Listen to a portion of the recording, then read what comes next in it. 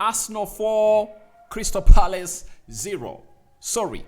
Arsenal 4, Crystal Palace 1. Welcome to Rokani Media Football. It's the match reaction for the Arsenal game that has just been concluded at the Emirates. Arsenal have put 4 goals past Crystal Palace. As I promised you that I expected this game to end 3-1 in favor of Arsenal, but Arsenal have gone ahead to score one more goal to make it 4, and the tally has been really so much beautiful, all good for the eyes of those fans that were seated into the Emirates Stadium. Smash the like button, comment and share. If at all you're watching us for the very first time, endeavor to subscribe to this channel so as not to miss out on stories that we do upload in here on a daily.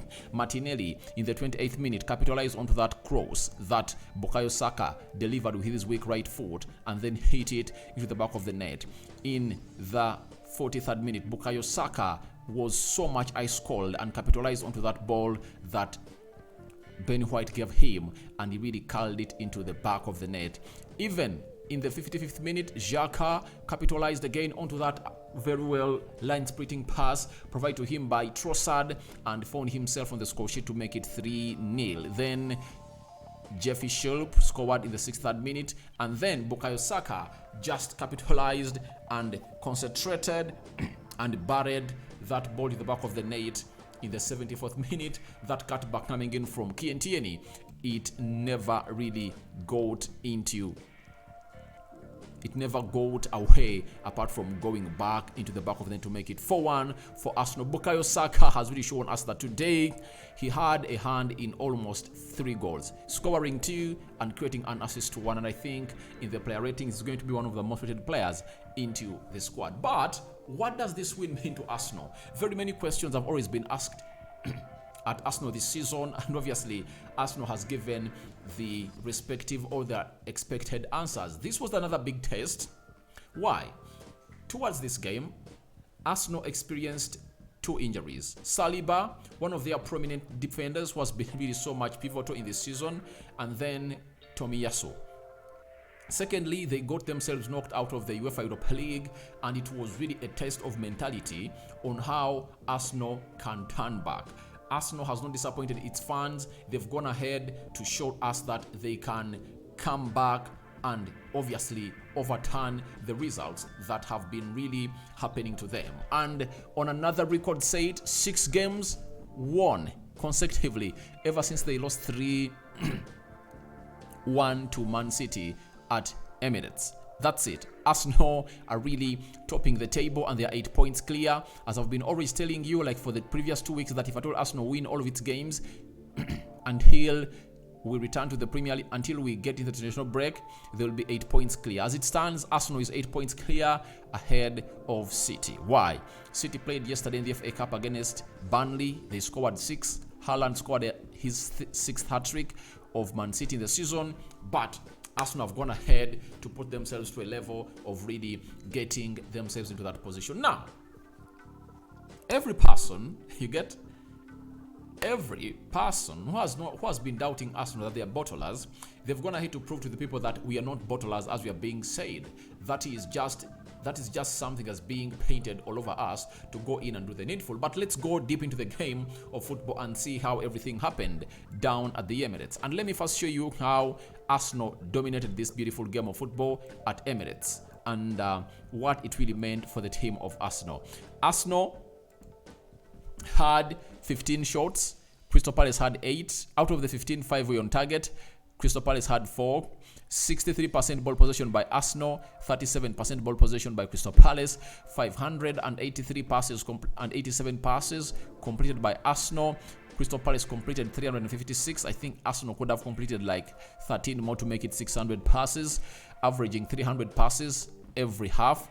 Then 86% passing accuracy for Arsenal. Crystal Palace had 78% passing accuracy. Then 8 fouls by Arsenal, 10 fouls by Crystal Palace.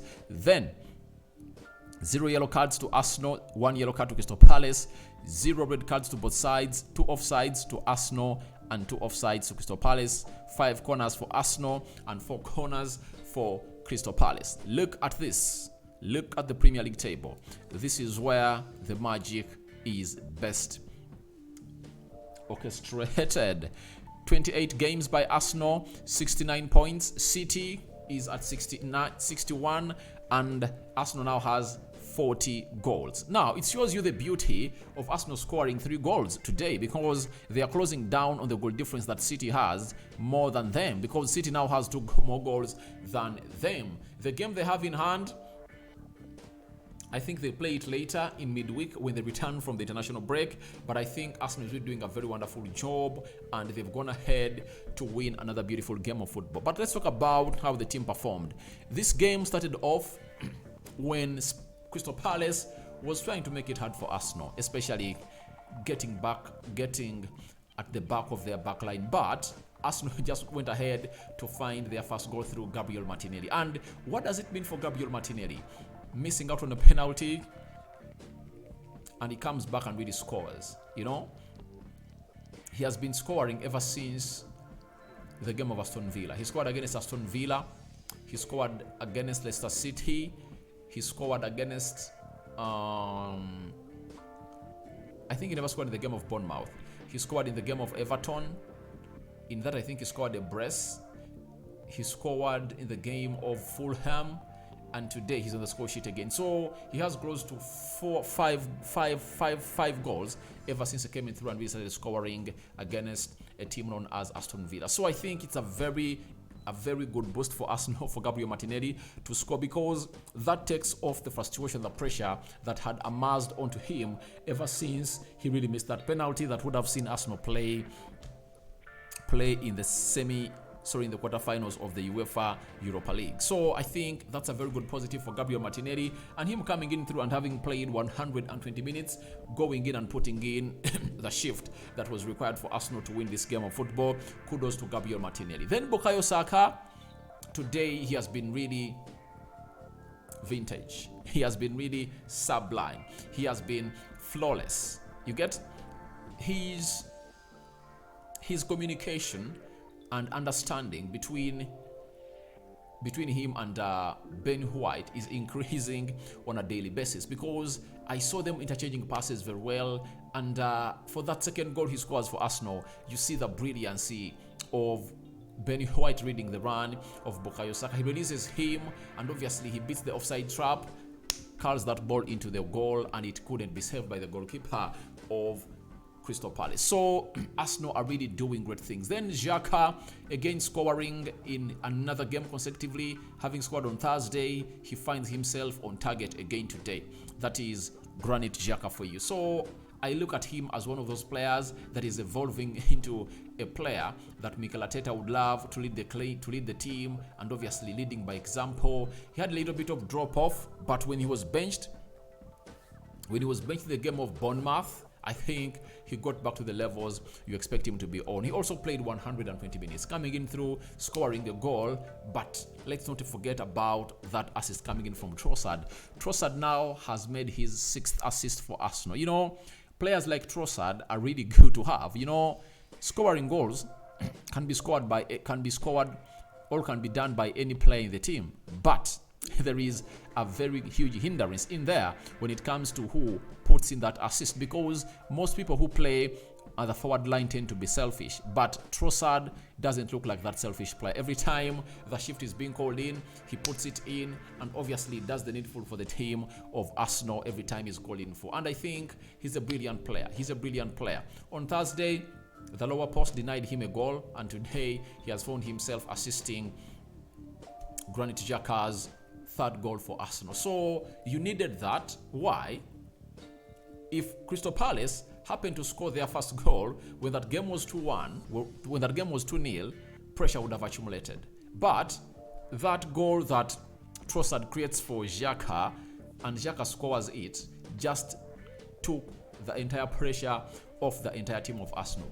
That's it. And Arsenal really looked great and had a very fantastic job. For Bukayo Saka, I think we now know why this boy needs to be rested. You know, he has been playing game in, game out, and on Thursday, he came in through and played close to 45 minutes only, and then he found himself in better position of being rested. And today, he has shown us that every time I'm rested, I come back and explode in a situation that I never exploded into before. And he has gone ahead to score his his 11th goal of the Premier League, and he has equaled 10 assists this season. Those are 21 goal involvements, meaning that with 10 games to go, I think Saka can score 20 goals this season. He can score 20 goals in the Premier League, because in the Premier League alone, he's having 11 goals. So he can go ahead and really extend his tally to 20, because Arsenal is just looking deadly, and Jesus just came in through and played some minutes,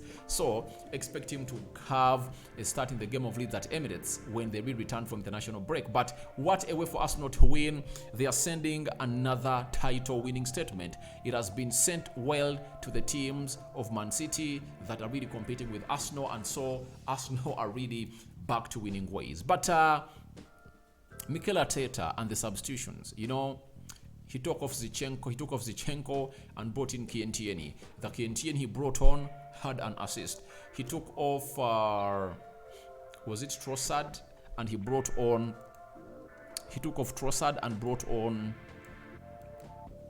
Gabriel, and he brought on, let me be exact. Live score, where are you? Live score. I want to be exact. I want to talk about those substitutions that Mikel Arteta made today and see how hard and how easy he found it on his day. So, he took off the following players. He took off Zinchenko and brought in Kientieni. He took off Leandro Trossard and brought in Gabriel Jesus. He took off Ben White and brought on Jorginho. He took off Gabriel Magalhaes. He took off Gabriel Martinelli and brought on Emile Smith-Rowe, and Jakub Kiwior getting his first minutes, or his first 5-6 minutes into the Premier League. So when you look at the substitutions he made, they are really on point, because he wanted to rest these players. Zinchenko played 120 minutes on Thursday, so he needed some minutes. So he was taken off, or he needed some rest. He was taken off in the 65th minute and brought on Kientieni. So Trossard was taken off in the 65th minute and Jesus came in through. So Ben White was taken off. Remember, he played close to 120 minutes too on Thursday, and he brought on Jorginho. That means Jorginho and Thomas Partey were into that midfield, and I think they really had a very wonderful display in there for you. Gabriel Martinelli was taken off and Emile Smith-Rowe came in through, and Smith-Rowe really looked sharp a little bit. Then Jakub Kiwior came in for Gabriel Magalhaes, and obviously that's how the manager made the substitution. So I think the substitutions were okay, and one paid off to an assist that resulted into the fourth goal that Arsenal scored through Bukayo Saka. And for Kientieni, amid his complaining for the lack of game time at Arsenal, I think putting in such an assist helps his price tag to go up. And the best thing should go to him. The best thing should do himself is putting himself in the shop window by utilizing every chance he gets at this club of Arsenal. Every time he gets a chance to play, come in, show the teams like Newcastle, Aston Villa and Monaco what you've got, then they'll come in and really pay the amount of money that Arsenal want for you. £40 million is what Arsenal is calling in for Kientieni, and I think he's worth it because he's one of the best defenders, the best left backs, but he's being referred to as an old-schooled left back. When you look at how Zinchenko has gone ahead to really elevate that left back position of Arsenal, it's really hard for Kientieni to match those levels. And I think if Kientieni is not contented with the playing time, he will call in to leave the club of Arsenal. Though Arteta is undecided, but it looks like he would love to leave the club of Arsenal and go elsewhere to play the game of football. Now, the referee, I think, had a very beautiful game to me. Let's talk a little bit about Palace. Palace have scored a goal, I think, in how many games? Because they had spent very many games without scoring, but it has not made any sense to me why they sacked Patrick Vieira. Why? I think it would have given Patrick Vieira a chance to stay, because you never know. If I thought it was Patrick Vieira managing the team at Emirates, it would have given Arsenal more hard time than they've done against Paddy McCarthy. So I think it was a very bad decision to make. But he had three, but Wilfred Zaha had close to 3 chances. The first one that was really denied by the lower bottom post. Again, in the second half, he went in for the near post, and Ramsdale came in for that save. And lastly, there was a penalty call that saw Thomas Partey poke his front foot or his front boot into the ball that saw saw Wilfred Zaha go down. But obviously, they were putting in the resistance, but Arsenal edged them. So guys, thank you very much for watching through. Arsenal are 8 points ahead of City, and they are really winning and winning and winning and winning and winning. It looks like they can't stop winning. They are unstoppable. Thank you guys for watching through. Smash the like button, comment and share. If you're watching us for the very first time, endeavor to subscribe to this channel so as don't miss out on stories that we will upload in a day. That was my match reaction of Arsenal 4, Crystal Palace 1. I'm out. Bye bye. See you later with the player ratings and how it happens on the field of play. Bye bye.